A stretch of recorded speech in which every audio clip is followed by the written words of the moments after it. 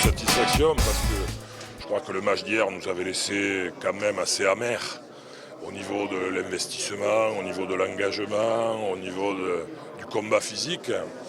On sait qu'on a un jeu qui est quand même souvent payant parce que ce combat physique peut amoindrir, je dirais, le jeu de nos adversaires. À partir du moment où on ne le met pas en œuvre, on laisse nos adversaires réciter un jeu plutôt bien huilé.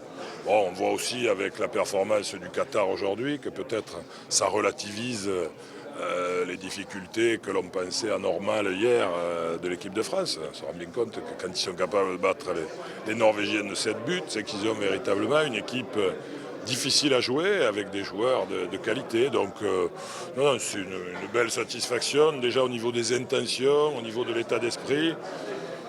Bon, après, il reste à corriger tous les éléments qu'on a analysés et toutes les petites faiblesses qu'on a vues apparaître. Il faut que ça soit des faiblesses passagères. Ouais, peut-être qu'on a moins de repères, mais après, on a été champion du monde sans Daniel Narcisse et sans Guillaume Gilles en 2011.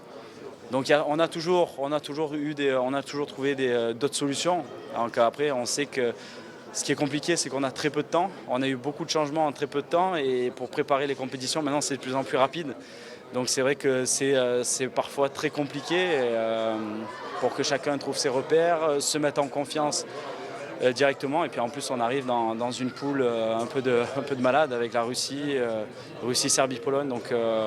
Donc voilà, on a eu un petit avertissement hier, même si on a vu que le Qatar aujourd'hui a fait un très bon match contre la Norvège. Mais là, voilà, je pense qu'il faut qu'on se remette tous en question par rapport à ce qui va nous arriver dans cette saison.